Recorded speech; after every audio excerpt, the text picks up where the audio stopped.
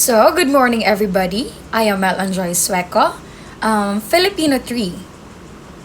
Um, my philosophy of teaching is the constructivism. Why? Because as a future educator, constructivism is a philosophy of teaching that can greatly align with my aspirations. It emphasizes active learning, where students build on their own experiences, knowledge to make sense to the world around them. This approach is deal if you are committed on creating classroom environment where students are not passive recipients of the information but active participants on their learning journey. Why constructivism suits me as a future educator? First, it fosters critical thinking. As a future educator, I want to cultivate my students' ability to think critically and problem solve. Constructivism helps develop those skills by encouraging my students to ask questions, explore ideas, and solve real world problems. The second one is personalized learning. Constructivism allows me to meet my students or their learning journey, tailoring lessons to their prior knowledge and interest. As a future educator, this approach gives me the flexibility to support diverse learning and promote meaningful connections to content. The third one is student-centered environment. I value a classroom where students are encouraged to take ownership on their learning. Constructivism offers a great framework. Students are active participants in the learning process, making their own decision, collaborating, engaging with materials.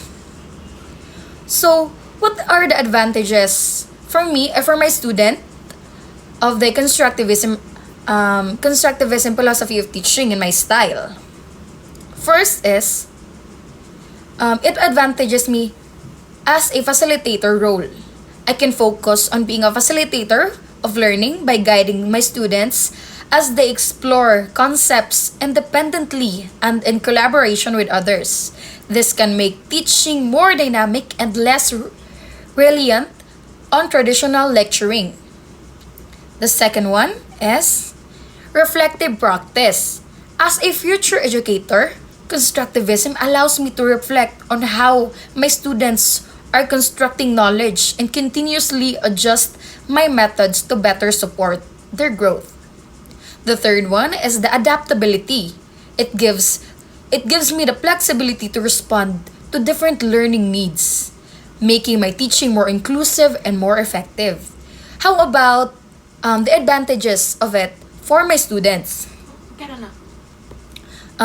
First one is deeper understanding. My students can gain deeper understanding of concepts because they are actively involved in discovering and applying knowledge rather than memorizing or just listening facts. The second one is the long life learning skills.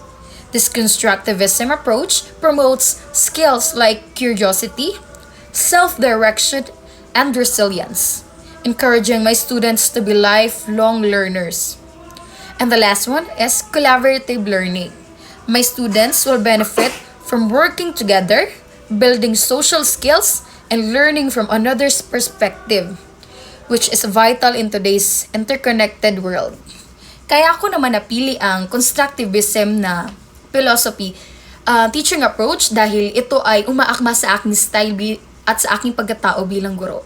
Nais ko maging isang facilitator lamang at maging student-centered ang pamamalakad ng aking classroom at gusto ko na matuto ang aking mga estudyante sa pamamagitan ng sarili nilang pag-e-explore at paggawa ng mga at pag-solve ng mga real-world problem. Kaya ang napili kong philosophy of teaching ay ang constructivism. Yun lamang po at maraming salamat.